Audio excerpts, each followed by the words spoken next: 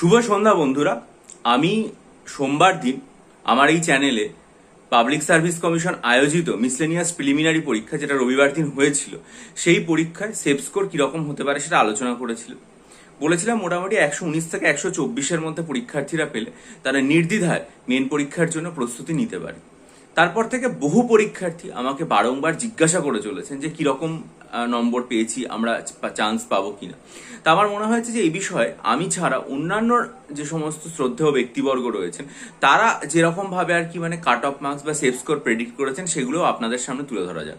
যেমন ধরা যাক, আমাদের সকলের শ্রদ্ধেয় স্যার শ্রী দীপায়ন গঙ্গোপাধ্যায় স্যার ফেসবুকে অল অ্যাবাউট WBCS গ্রুপে লিখেছেন সেটা হচ্ছে 118 থেকে 120 নম্বরের মধ্যে যদি পাওয়া যায় তাহলে এই পরীক্ষার মেন্সের জন্য প্রস্তুতি নেওয়া যেতে পারে। আবার অন্যদিকে আমি দেখলাম যে পৃথ্বীশ স্যার তিনি তার ফেসবুক পেজ সেখানে লিখেছেন যে 125 থেকে 128-এর মধ্যে পেলে মেন্সের জন্য প্রস্তুতি নেওয়া যেতে পারে। আবার আরো অনেকে যেটা বলছেন সেটা হচ্ছে 122 থেকে 127-এর মধ্যে নিলে মেন পরীক্ষার জন্য প্রস্তুতি নেওয়া যেতে পারে। সুতরাং প্রশ্নপত্রের যা লেভেল তাতে মোটামুটি একটা গড় করলে দাঁড়ায় 118 থেকে 128 এই রেঞ্জের মধ্যে যদি পরীক্ষার্থীরা পায় তাহলে মোটামুটি সবারই যেটা মতামত যে মেন পরীক্ষার জন্য প্রস্তুতি নেওয়া যেতে পারে। কিন্তু আমার যেটা এক্ষেত্রে মনে হয়েছে সেটা হচ্ছে যে এই পরীক্ষাতে এরকম মোটামুটি 10টা মতো প্রশ্ন আছে যে প্রশ্নগুলো পরীক্ষার নম্বরের ক্ষেত্রে একটা খুব গুরুত্বপূর্ণ জায়গা আর কি সূচিত করবে। কারণ সেই পরীক্ষার উত্তর নিয়ে কনফিউশন রয়েছে, কোনো কোনো ক্ষেত্রে এক একজন এক এক রকম উত্তর করেছে, কোনোটার ক্ষেত্রে দেখা যাচ্ছে যে উত্তর একাধিকভাবে ঠিক হবে, আবার কোনোটা আমার উত্তর করতে গিয়ে সামান্য কিছু আমার মনোযোগহীনতার জন্য পরীক্ষা আমি ভুল করে আসতে পারি। সেরকম কয়েকটা প্রশ্ন আজ আমি আপনাদের সামনে আলোচনা করছি প্রিলিমিনারি পরীক্ষার প্রশ্নপত্র থেকে। যেমন ধরুন, এই যে প্রশ্নটা দেয়া হয়েছে যে ইরেশনাল নাম্বার তাদের যোগফল কি হবে, এই প্রশ্নটার ক্ষেত্রে কিন্তু এই সমস্যাটা পরীক্ষার্থীদের হতে পারে। আর একটা হচ্ছে ঘড়ির কাঁটার ঘন্টা মিনিট, সেটা কোন কোন উৎপন্ন করছে বা কত অ্যাঙ্গেল তৈরি করছে, এই প্রশ্নটা একটু ট্রিকি কোশ্চেন বলে মনে হয়েছে। এর পরের যে প্রশ্নটা আমি বলবো সেটা হচ্ছে রামচরিত, রামচরিত মানস আর রামচরিত দুটোর যে লেখক সেটা আলাদা, সেটা নিয়ে পরীক্ষার হলের মধ্যে সমস্যা হয়ে যেতে পারে। এর পরবর্তী যে প্রশ্নটা সেটা হচ্ছে কমলা লেবু, সেগুলোকে ঝুড়ির মধ্যে রাখা, সেখানে একাধিক অপশন ঠিক, অনেকের মনে হচ্ছে না এ ঠিক, অনেকের মনে হচ্ছে সি ঠিক, তাহলে পিএসসি কোন উত্তরটা নেবে এক্ষেত্রে, সেটা একটা বড় প্রশ্ন। তার পরবর্তী পয়েন্ট সেটা হচ্ছে জৈব বিপর্যয়, বায়োলজিক্যাল ডিজাস্টার। ঠিক আছে, এই প্রশ্নটা নিয়ে অনেকের মনের মধ্যে কনফিউশন তৈরি হয়েছে বা অনেকে যে উত্তরটা করে এসছে সেটা হয়তো ভুল, কিন্তু পিএসসি দেখা যাক শেষ পর্যন্ত কি বলে এটা নিয়ে। আর একটা কোশ্চেন সেটা হচ্ছে 24, সেটাকে যে আর কি অ্যালগোরিদম উত্তর করে কোনটা সঠিক উত্তর করতে হবে, এটাতে মানুষ হয়তো পারবে না কিন্তু চেষ্টা করতে পারে এবং তার ফলে এটা ভুল হওয়ার একটা সম্ভাবনা রয়েছে। তার পরবর্তী যে প্রশ্নটা আলোচনা করা যেতে পারে সেটা হচ্ছে 1 থেকে 7-এর মধ্যে 7-এর 11 যে ভগ্নাংশ সেটা কতবার রয়েছে, এই প্রশ্নের উত্তরটা। এরপর যেটা বলা যেতে পারে সেটা হচ্ছে যে ওই প্যাটার্ন যে চেঞ্জ, 5, 7, 8, তারপরে হচ্ছে 6, 8, 12, 7, 9, তাহলে শূন্যস্থানে কি হবে, 9 হবে না 16 হবে, প্রচন্ড একটা কনফিউশন রয়েছে এটা নিয়ে। এরপরে যে প্রশ্নটা সেটা ভুল হয়ে যাওয়ার সম্ভাবনা বেশি, সেটা হচ্ছে যে ভারতবর্ষে হাইয়েস্ট ড্যাম কি, এটা নিয়ে আর কি পরীক্ষার্থীদের মধ্যে একটা কনফিউশন তৈরি হয়ে যেতে পারে।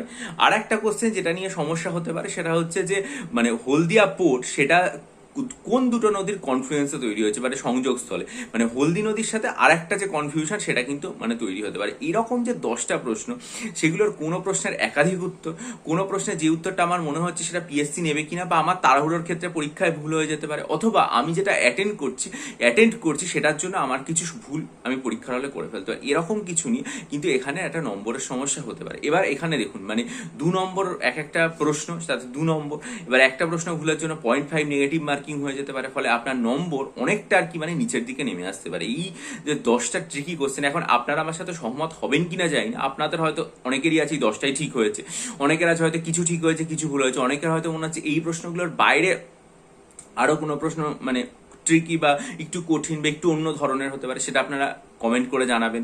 যদি আপনাদের মনে হয় এগুলো অন্যরকম প্রশ্ন সেটাও আপনাদের কমেন্টে জানাবেন, তাহলে খুবই ভালো হয়। কিন্তু মনে হয়েছে এই 10টা প্রশ্ন আমার বিচারে অন্তত পরীক্ষায় কাট অফ মার্কস বলুন, সেফ স্কোর বলুন, সর্বোপরি আপনার প্রাপ্ত নম্বর বলুন, সেগুলোর কিন্তু একটা অদল বদল ঘটিয়ে দিতে পারে বা একটা উলট পালট করতে পারে। এখনো পর্যন্ত তো আমাদের অফিসিয়াল অ্যান্সার কি পাবলিক সার্ভিস কমিশন দেয়নি, ফলে public service commission official answer কি দিলে এবং তার পরবর্তীকালে সেখানে যদি কোনো বিচ্যুতি থাকে সেটাকে রিভাইজ করে আলটিমেট যে অ্যান্সার কি দেবে, তারপর আমরা মোটামুটি একটা সঠিক প্রেডিকশনের জায়গায় যাব। তাই জন্যই আমি বারবার সবাইকে বলছি যে মোটামুটি আপনারা যারা 110-15 পাচ্ছেন তারা নির্দ্বিধায় মেন পরীক্ষার জন্য প্রস্তুতি নেওয়া শুরু করুন আর কোনো দিকে না তাকিয়ে, ঠিক আছে। আর মেন পরীক্ষার জন্য যখন আপনারা আর কি মানে প্রস্তুতিটা নেবেন, ঠিক আছে, তাহলে আপনারা সবসময় আর কি মানে চেষ্টা করবেন ডেসক্রিপটিভ রাইটিং, তো সুতরাং কিভাবে সেগুলো লেখালেখি করা যাবে সেদিকেও যাতে আপনাদের গুরুত্ব থাকে এবং সেটা নিয়মিত অভ্যেস করা। এখন এই ডেসক্রিপটিভ রাইটিং কি করে পড়তে হবে, কি করে তার প্রস্তুতি নেওয়াটা উচিত, কিভাবে লিখতে হবে, বা তার একটা স্টাডি রুটিন বা প্ল্যান কিরকম হবে, এগুলো সবই আমি আমার চ্যানেলে বিস্তারিতভাবে আলোচনা করব। তার জন্য আপনারা চ্যানেলটা সাবস্ক্রাইব করে নেবেন, বেল আইকন প্রেস করে দেবেন, আর এই চ্যানেলের ভিডিওর দিকেও নজর রাখবেন। আর একটা কথা আমি আপনাদেরকে বলছি, সেটা হচ্ছে যে আমি এখনো পর্যন্ত ক্লার্কশিপ পরীক্ষার 13টা মক টেস্ট তৈরি করেছি। আর এই যে হাইকোর্টের যে পরীক্ষা আছে এলডিসি বা এলডি, ওটার একটা মাত্র তৈরি করেছি। আমি চেষ্টা করছি আরো কিছু মক টেস্ট তৈরি করার।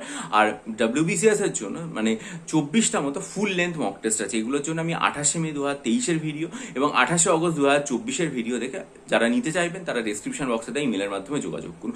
বহু পরীক্ষার্থী নিয়েছেন, উপকৃত হয়েছেন, আশা করি আপনারা নিলেও উপকৃত হবেন। আর ভিডিওটা লাইক করুন, বন্ধুদের মাঝে ছড়িয়ে দিন, শেয়ার করুন, এবং অবশ্যই আপনাদের কোন প্রশ্নগুলো মনে হচ্ছে ট্রিকি বা কোনটা নম্বর বদলে দিতে পারে সেটা নিয়ে কমেন্ট করে ভিডিওর কমেন্ট সেকশনে জানান, তাহলে উপকৃত।